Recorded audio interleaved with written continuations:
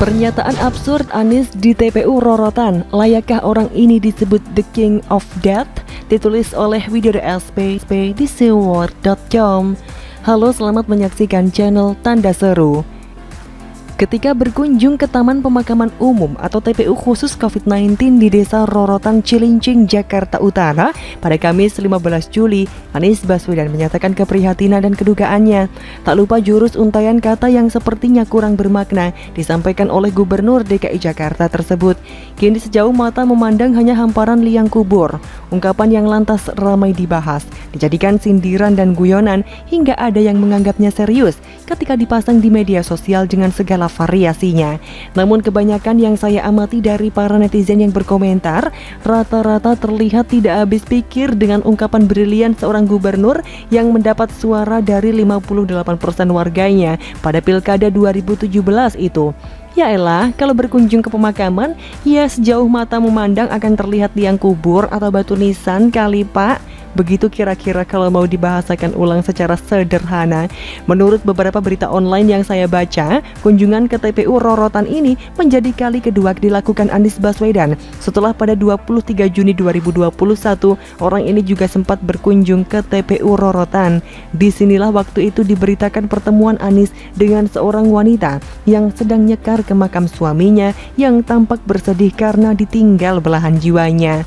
Bicara soal Anies Baswedan dan hal-hal yang terkait kematian memang seolah tak dapat dipisahkan begitu saja.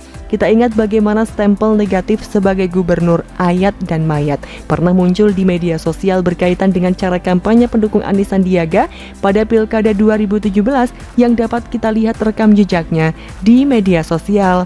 Penafsiran dari kitab suci dengan ayat-ayat tertentu dipakai sebagai senjata kampanye.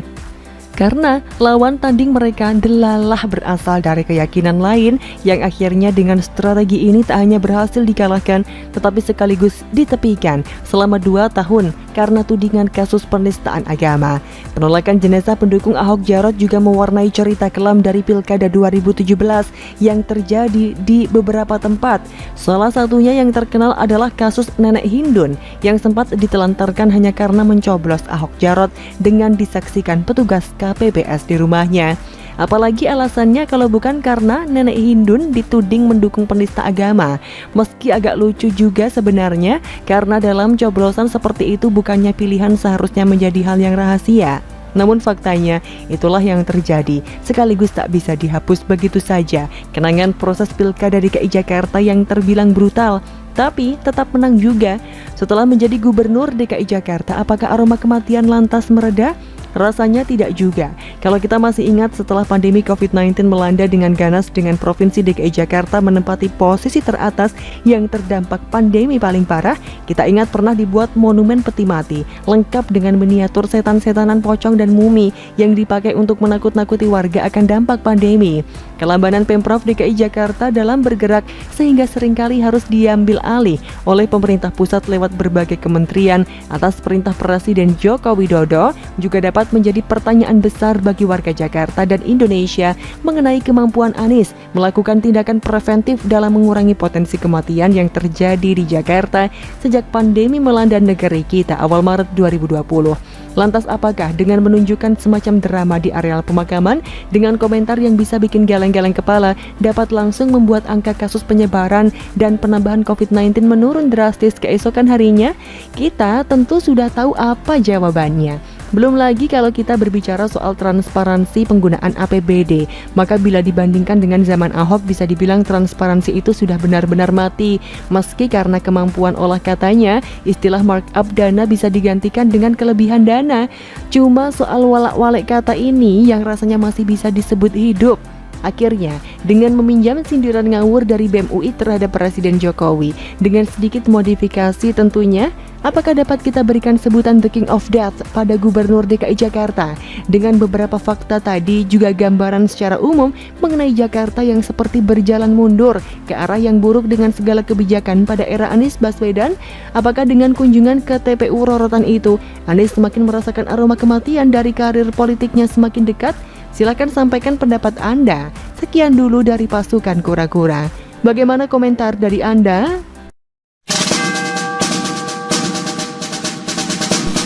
Kemenak RI jadi sasaran tangan jahil. Saatnya pemerintah tangkal hoax dengan lebih cerdas.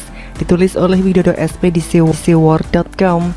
Halo, selamat menyaksikan channel Tanda Seru. Kementerian Agama atau Kemenak Republik Indonesia baru saja menjadi sasaran tangan jahil yang berhati jahat dengan beredarnya hasil editan yang seolah-olah asli tetapi palsu dengan pesan yang mengandung hoax tentunya. Seperti bisa kita lihat di akun IG Kemenak_RI dengan tangkapan layar gambar yang saya pakai untuk pelengkap tulisan ini, informasi asli berupa ibadah haji 2021 yang dibatalkan diedit sedemikian rupa dengan huruf yang dibuat agak mirip tetapi dengan pesan yang berbeda.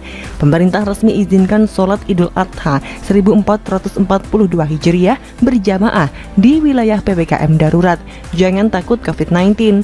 Dilihat dari cara penulisannya saja tanpa harus diberitahu palsu atau hasil edit, saya bisa yakin kalau gambar tersebut yang sebelah kanan adalah hasil editing.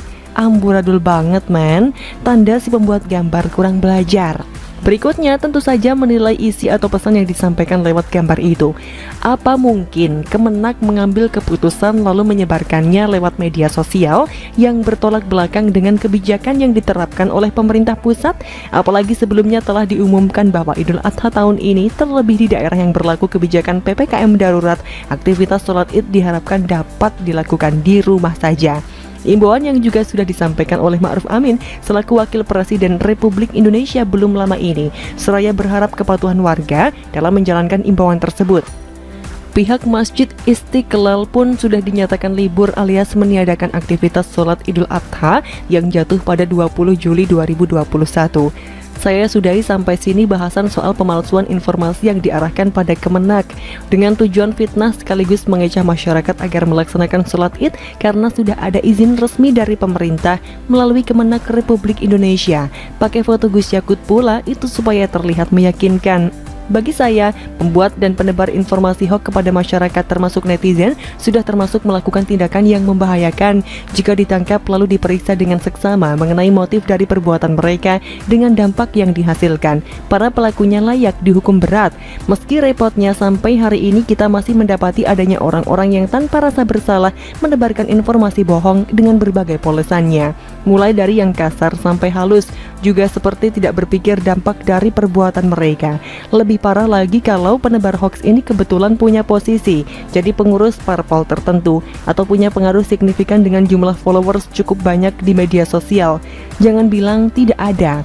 Terus mengingat potensi dampak negatif yang dihasilkan oleh tebaran hoax begini yang semakin masif penyebarannya dan sangat sukar buat ditangkal.